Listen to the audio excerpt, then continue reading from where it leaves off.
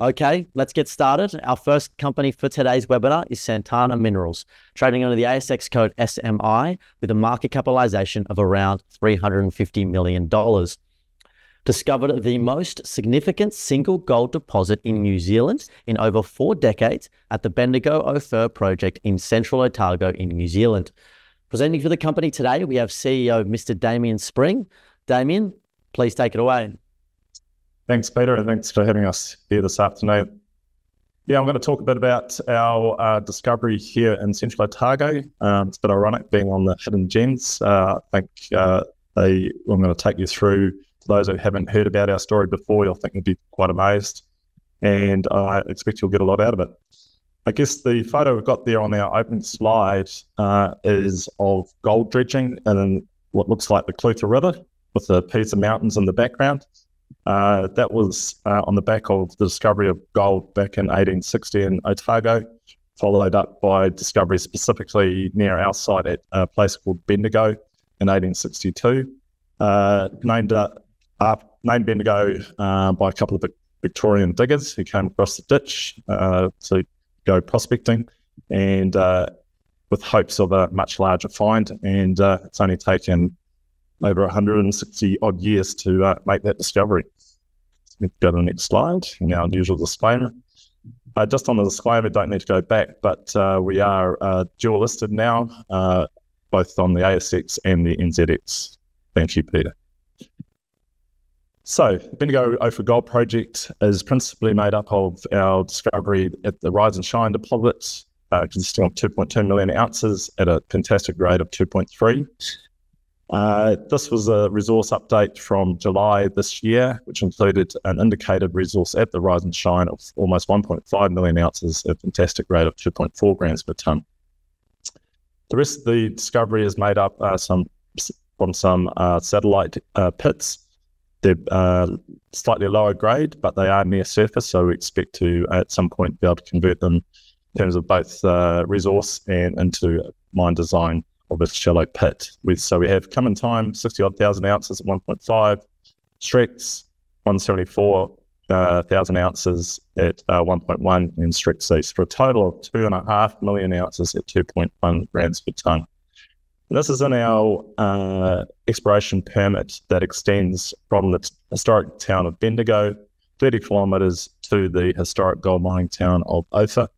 And we're only really looking in the first 4 odd kilometres of that 30-kilometre strike. We go to the next page. So here we are, and when I'm talking strike, I'm talking about the regional feature of contact between 2 types of schist, TZ3 and TZ4, that extends all the way to the OceanaGold's Macraes gold mine, about 90 kilometres to the southeast. And we have nearby towns of Queenstown, Wanaka and Alexandra, all within about an hour's drive of the location. We're located in a semi-arid part of Otago, about 20 minutes drive north of Cromwell, a town of about 8,000 people, and located on private farmland with agreements in place to mine. If we go to the next slide. And this is just an indication of the area where the discovery is made. In the centre, we have a feature called Battery Hill.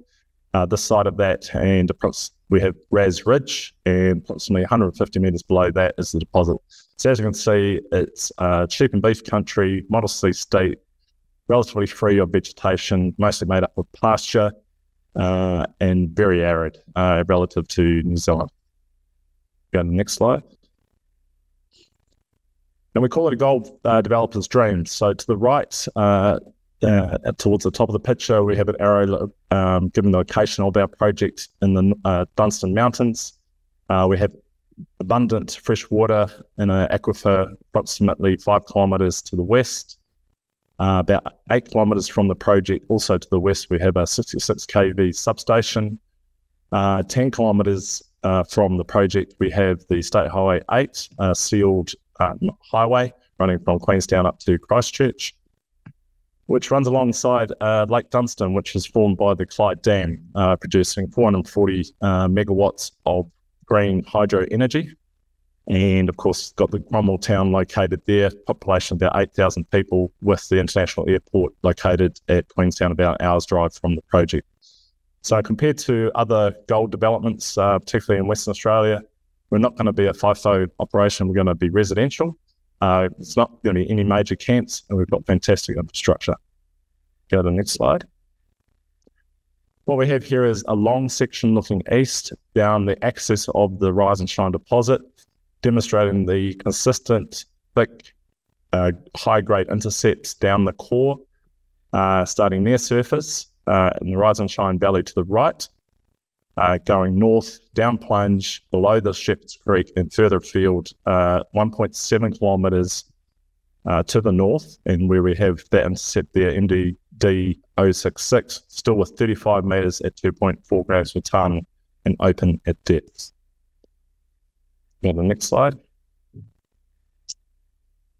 In April this year, we completed a scoping study and announced it to the market. It was conservatively designed on a price of $16.50 US or 2,500 Aussie an ounce. We determined that throughput of 1.5 million tonnes per annum on a CIL plant, commencing with an open pit with about a 12 million cubic metre pre-strip for a mine life of about 8 years of throughput at a modest strip ratio after that pre-strip of 10:1, and then followed by an underground as the ore body plunges beneath the open pit that would commence at least a couple of years before the open pit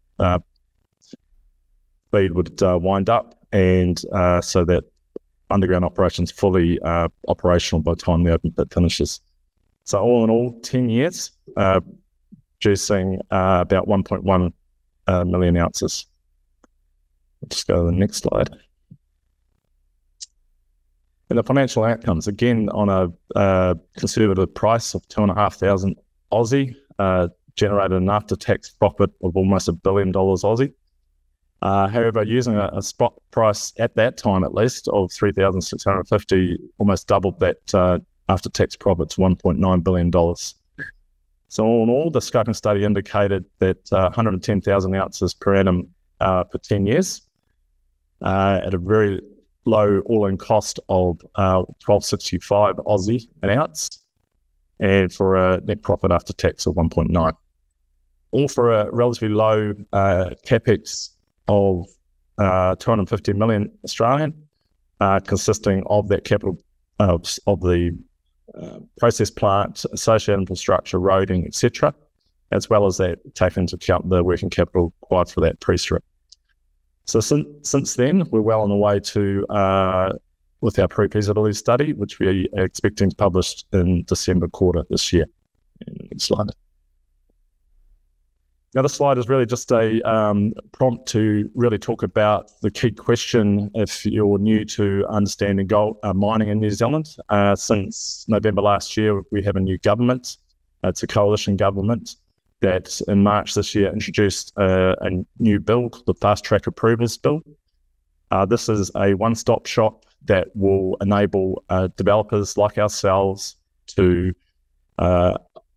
write an application that meets all the requirements of the current environmental acts, including the Resource Management Act, Heritage Act, etc.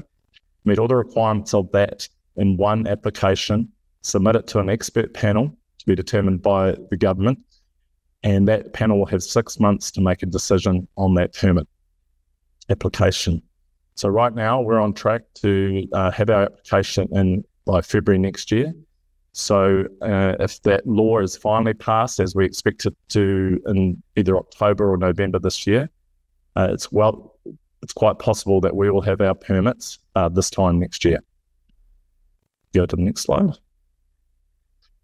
So, of course, we're hurriedly finishing off our baseline studies, of course, our PFS, where that feeds into the assessment of environmental effects. We published that PFS in December quarter. We keep an eye on what the government's doing in terms of that fast track bill. We'll get our application in early next year, and in 6 months' time after that, we can have our permits to commence mining. And next slide. and yet we're still drilling. We are still essentially at this point in time an exploration company turning into a developer. This is the results of a short campaign of 7 drill holes drilling out the high-grade core. We had identified, after completing our indicated upgrade, that there were potentially some gaps in that high-grade core. So rather than having any doubts about the continuity of that high grade and thickness, these 7 holes that we drilled, 3 of which are shown here in pink, demonstrate that consistent high grade continues. So we start off hole 54, which was drilled now about 2 years ago, 29 metres at 14 grams per tonne. And we've now infilled it with 332 to the right or south, 35 metres at 8.3. Further south, 313 with 31 metres at 7.9 grams. And here we go further north and down plunge at 329 at 35 metres at 5.4. So if you're in the gold space, I'm sure you'll understand that's fantastic results. Next slide. Of course, this is a wrap up now. We did list on New Zealand Stock Exchange at the end of July, and it's just photos of the team ringing the bell. Thank you. Damian, thank you. Thank you for your presentation. We do have a couple of questions come through. So just in relation to the last couple of weeks, you announced a high-grade gold results at Rise and Shine. Can you talk about these results, and can you explain the significance of these? Yeah, look, I'll just reiterate basically what I said. It was on the back of our July MRE, where we completed an upgrade to our indicated. We identified that around the high-grade core, where our initial maiden indicated resource was published early last year, there was probably some merit in doing some further infill drilling. Those 7 holes were part of that campaign. And the very last one, as coincidence will have, was the highest grade intercept out of that campaign, and it complements that hole 54. So now we can move forward into PFS and ultimately a decision to build, confident that high-grade core is consistently big as it's been modelled. And looking at that PFS due out in the fourth quarter this year, 2024, how on track are you to achieve this? Oh, we're well on track. We're very confident that will definitely be out in December quarter. Okay, and then when do you expect the definitive feasibility study to be complete? Oh, look, we'll consider our options. I think our focus after the PFS will be getting the application in for under that fast track approval bill if it has been passed into law. We'll be considering the funding options in anticipation of a 6-month turnaround on the application, and during all that time, we'll certainly be doing detailed engineering, whether it culminates in a DFS or a decision to build. We'll work through that as time moves on. And Damian, you just mentioned the fast track approval bills. You spoke about it in your slide as well. You also made a comment that on the possibility to have the permits by this time next year. I just wanted to get how likely is that going to be achieved?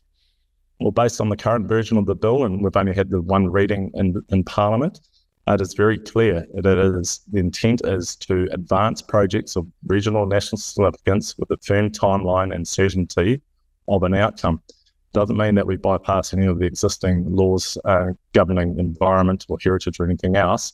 We just have to ensure that we meet those standards and ensure that our application is thorough and complete so that the expert panel has every reason to give us our approvals. That is what it is. When we see it in the second reading, we'll have more certainty about the structure of the application. And Damian, just the final question, based on your understanding of the wider Bendigo-Ophir gold project, can you provide some colour around the likely areas of potential upside for expanding your total MRE, both in terms of RAS and other satellite deposits? Oh, look, they're still open and down plunge, as we call it. Admittedly, the topography is getting increasing, so therefore the depth.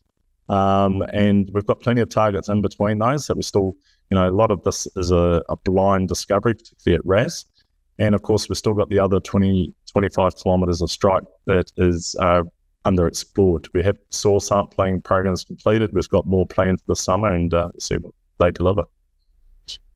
Damian, thank you so much for your time today. Have a great weekend, and we look forward to hearing you soon. Thank you, Pete.